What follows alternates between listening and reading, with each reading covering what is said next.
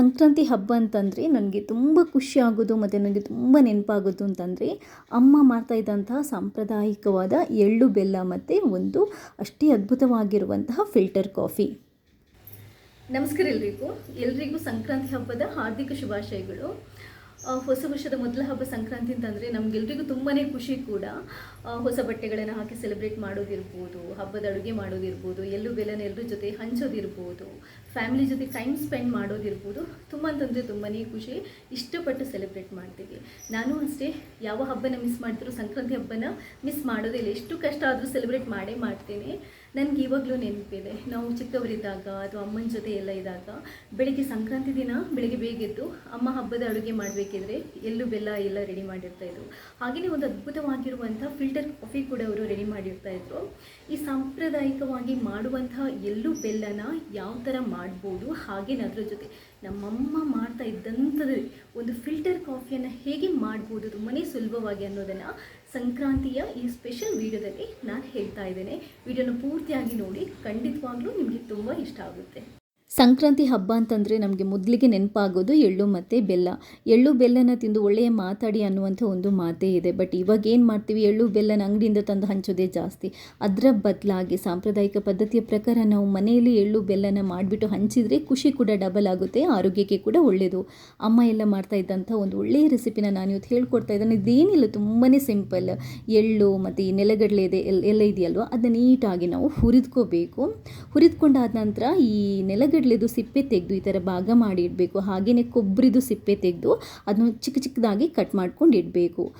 ಈಗ ಹುರಿದಿರುವಂಥ ಎಳ್ಳು, ಕಟ್ ಮಾಡಿಕೊಂಡಿರುವಂಥ ಬೆಲ್ಲ, ಕಟ್ ಮಾಡ್ಕೊಂಡು ಇಟ್ಕೊಂಡಿರುವಂಥ ಕೊಬ್ಬರಿ, ಬೇಕಾದರೆ ಸ್ವಲ್ಪ ಹುರಿಗಡಲೆ, ನೆಲಗಡಲೆ ಇದೆಲ್ಲದನ್ನು ಸೇರಿಸಿ ಮಿಕ್ಸ್ ಮಾಡಬೇಕು. ಇಷ್ಟೇ. ಇವಾಗ ಫ್ಯಾಷನ್ಗೋಸ್ಕರ ಕಲರ್ಫುಲ್ ಜೀರಿಗೆ ಅದು ಇದು ಎಲ್ಲ ಹಾಕ್ತಾರೆ, ಬಟ್ ಅದು ಸಾಂಪ್ರದಾಯಿಕ ಪದ್ಧತಿಯಲ್ಲಿ ಬರಲ್ಲ. ಆ್ಯಕ್ಚುಲ್ ಆಗಿ ಸಾಂಪ್ರದಾಯಿಕ ಪದ್ಧತಿಯಲ್ಲಿ ಇಷ್ಟು ಮಾತ್ರ ಹಾಕುವಂಥದ್ದು. ಅದೇ ಥರ ಇತ್ತೀಚೆಗೆ ನಾನು ತುಂಬಾ ಮಿಸ್ ಮಾಡ್ಕೊಳ್ತಾ ಇದ್ದಿದ್ದು ಏನು ಅಂತಂದರೆ, ನನ್ನ ಅಮ್ಮ ಮಾಡಿ ಕೊಡ್ತಾ ಇದ್ದಿದ್ದಂಥ ನನ್ನ ಮೋಸ್ಟ್ ಫೇವ್ರೆಟ್ ಫಿಲ್ಟರ್ ಕಾಫಿ. ಹಬ್ಬ ದಿನಗಳಲ್ಲಿ ಬೆಳಗ್ಗೆ ಎಳ್ಳು ಬೆಲ್ಲದ ಜೊತೆ ಈ ಫಿಲ್ಟರ್ ಕಾಫಿ ಕುಡಿದು ನಮ್ಮ ಕೆಲಸ ಸ್ಟಾರ್ಟ್ ಮಾಡ್ತಾಯಿದ್ರು. ಅದರ ಮಜಾನೇ ಬೇರೆ ಇರ್ತಾಯಿತ್ತು. ಆದರೆ ಏನು ಮಾಡೋಣ, ಇತ್ತೀಚೆಗೆ ಆ ಅಮ್ಮನ ಕೈರುಚಿಯ ಕಾಫಿನ ಮ್ಯಾಚ್ ಮಾಡುವಂಥ ಕಾಫಿ ನಾನು ಕುಡ್ದೇ ಇರಲಿಲ್ಲ. ನನಗೆ ಅದಕ್ಕೆ ಬೇಕಾಗಿರುವಂಥ ಪೌಡರ್ ಕೂಡ ಸಿಕ್ಕಿರಲಿಲ್ಲ. ಇತ್ತೀಚೆಗೆ ನಾನು ನಿಜವಾಗ್ಲೂ ದೇವರಿಗೆ ಥ್ಯಾಂಕ್ಸ್ ಹೇಳೋಕ್ಕೆ ಇಷ್ಟಪಡ್ತೀನಿ. ಯಾಕಂತಂದರೆ ನನಗೆ ಈ ಕಾಂಟಿನೆಂಟಲ್ ಮಾಲ್ಗುಡಿ ಫಿಲ್ಟರ್ ಕಾಫಿಯ ಪರಿಚಯ ಆಗಿದ್ದಕ್ಕೆ. ಯಾಕಂತಂದರೆ ಅಮ್ಮ ಮಾಡಿಕೊಡ್ತಾ ಇದ್ದಂಥ ಫಿಲ್ಟರ್ ಕಾಫಿಯ ರುಚಿ ಹೇಗೆ ಇರ್ತಾಯಿತ್ತು ಅದೇ ಥರ ಇದರ ರುಚಿ ಇದೆ.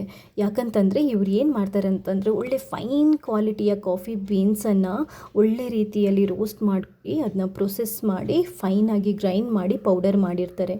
ಈ ಪೌಡರಲ್ಲಿ ನೀವು ಫಿಲ್ಟರ್ ಕಾಫಿನ ಮಾಡಿ ಕುಡಿದರೆ ಖಂಡಿತವಾಗ್ಲೂ ಅಮ್ಮನ ಕೈ ರುಚಿಯ ಕಾಫಿದೇ ನಿಮಗೆ ನೆನಪಾಗುತ್ತೆ. ಇದನ್ನು ಮಾಡೋದು ತುಂಬಾ ಸುಲಭ. ನಮ್ಮಲ್ಲಿ ಟ್ರೆಡಿಷ್ನಲ್ ಆಗಿ ಯೂಸ್ ಮಾಡ್ತಾ ಇದ್ದಂತಹ ಕಾಫಿ ಫಿಲ್ಟರ್ ಇರುತ್ತಲ್ವ, ಅದನ್ನ ತಗೋಬೇಕು. ಡಿಕಾಕ್ಷನ್ಗೆ ಎಷ್ಟು ಬೇಕೋ ಅಷ್ಟು ನೀರನ್ನು ನಾವು ಚೆನ್ನಾಗಿ ಬಿಸಿ ಮಾಡ್ಕೋಬೇಕು. ನಾನು 2 ಕಪ್ಪಷ್ಟು ಡಿಕಾಕ್ಷನನ್ನು ಮಾಡ್ತಾ ಇರೋದ್ರಿಂದ ಒಂದು 2 ಟೇಬಲ್ ಸ್ಪೂನಷ್ಟು ಕಾಫಿ ಪುಡಿಯನ್ನು ಹಾಕೊತಾ ಇದ್ದೇನೆ. ಅದಾದ ನಂತರ ಈ ಥರ ಒಂದ್ಸರಿ ಇದನ್ನ ಸೆಟ್ ಮಾಡಿಕೊಂಡು ಇವಾಗ ಬಿಸಿ ನೀರಿರುತ್ತಲ್ವ ಅದನ್ನ ಇದಕ್ಕೆ ಹಾಕೋಬೇಕು. ಡಿಕಾಕ್ಷನ್ ನೀಟಾಗಿ ಫಿಲ್ಟರ್ ಆಗಬೇಕು, ಅದಕ್ಕೋಸ್ಕರ ಇವಾಗ ಈ ಫಿಲ್ಟರ್ ಇದು ಲಿಡ್ ಇರುತ್ತಲ್ವ ಅದನ್ನ ಮುಚ್ಚಿಟ್ಬಿಟ್ಟು ಇದನ್ನ ಸ್ವಲ್ಪ ಹೊತ್ತು ಬಿಟ್ಬಿಡಬೇಕು. ಕೊನೆಯದಾಗಿ ನಮಗೆ ದಪ್ಪ ಹಾಲಿರಬೇಕು. ದಪ್ಪ ಹಾಲಿಗೆ ಸಕ್ಕರೆ ಹಾಕ್ಕೊಂಡು ನೀಟಾಗಿ ಕುದಿಸ್ಬೇಕು. ನಿಮಗೆ ಸಕ್ಕರೆ ಎಷ್ಟು ಬೇಕೋ ಅಷ್ಟನ್ನು ಹಾಕ್ಕೊಂಡು ನೀಟಾಗಿ ಕುದಿಸ್ಕೋಬೇಕು. ಇದಾದ ನಂತರ ಅಷ್ಟೊತ್ತಿಗೆ ಏನಾಗುತ್ತೆ, ಒಂದು 10 ನಿಮಿಷ ಬಿಟ್ಟಿದ್ರೆ ನೀಟಾಗಿ ನೋಡಿ ಕಾಫಿ ಫಿಲ್ಟರ್ ಆಗಿರುತ್ತೆ. ಇವಾಗ ಈ ಡಿಕಾಕ್ಷನ್ ಕಂಟೈನರ್ ಇರುತ್ತಲ್ವ ಅದನ್ನ ಈ ಥರ ತಗೊಳ್ಳಿ ನೋಡಿ. ಇವಾಗ ಡಿಕಾಕ್ಷನ್ ರೆಡಿ ಆಗಿದೆ, ಬಿಸಿ ಬಿಸಿ ಹಾಲು ರೆಡಿ ಆಗಿದೆ. ಇವಾಗ ನಾವು ಈ ಕಾಫಿನ ಫೈನಲ್ ಆಗಿ ರೆಡಿ ಮಾಡ್ಕೊಳ್ಳೋಣ. ಡಿಕಾಕ್ಷನ್ ನಿಮ್ಗೆ ಎಷ್ಟು ಬೇಕೋ ಅಷ್ಟು ನೋಡ್ಕೊಂಡು ಹಾಕ್ಕೊಳ್ಳಿ. ನಾನು ಸ್ವಲ್ಪ ಸ್ಟ್ರಾಂಗ್ ಮಾಡ್ತಾ ಇರೋದ್ರಿಂದ ಡಿಕಾಕ್ಷನ್ ಸ್ವಲ್ಪ ಜಾಸ್ತಿನ ತಗೊತಿದ್ದೀನಿ. ಇದಕ್ಕೆ ಇವಾಗ ಬಿಸಿ ಬಿಸಿ ಹಾಲನ್ನು ಈ ಥರ ಹಾಕೋಬೇಕು. ಕರೆಕ್ಟಾಗಿ ಅನ್ನೋರೇ ಇದೆಯಲ್ವ ಮೇಲ್ಗಡೆ ಫಾರ್ಮ್ ಆಗಬೇಕು. ಮೇಲ್ಗಡೆಯಿಂದ ಮತ್ತೊಂದು ಚೂರು ನೀವು ಬೇಕಾದರೆ ಕಾಫಿ ಡಿಕಾಕ್ಷನನ್ನು ಹಾಕೋಬೋದು. ಬಿಸಿ ಬಿಸಿಯಾಗಿರುವಂತಹ ಕಾಫಿ ರೆಡಿಯಾಗಿದೆ. ನನ್ನ ಮಾತನ್ನು ನಂಬಿ ರೆಡಿ ಆಗ್ತಾ ಇರಬೇಕಿದ್ರೇ ಇದನ್ನ ಕುಡಿಬೇಕು ಅಂತ ಅನ್ನಿಸ್ತದೆ, ಅಷ್ಟು ಟೆಂಪ್ಟ್ ಆಗ್ತಾ ಇದೆ. ಸೂಪರ್ ಆಗಿರುವಂಥ ಎಳ್ಳು ಬೆಲ್ಲ ಕೂಡ ರೆಡಿಯಾಗಿದೆ. ಹಾಗೆಯೇ ನನ್ನ ಮೋಸ್ಟ್ ಫೇವ್ರೇಟ್ ಫಿಲ್ಟರ್ ಕಾಫಿ ಕೂಡ ರೆಡಿಯಾಗಿದೆ. ನಾನೀಗ ಇದನ್ನ ಸಿಪ್ ಮಾಡಿಬಿಟ್ಟು ನಿಮಗೆ ಯಾವ ಥರ ಇದೆ ಅಂತ ಹೇಳ್ತೀನಿ.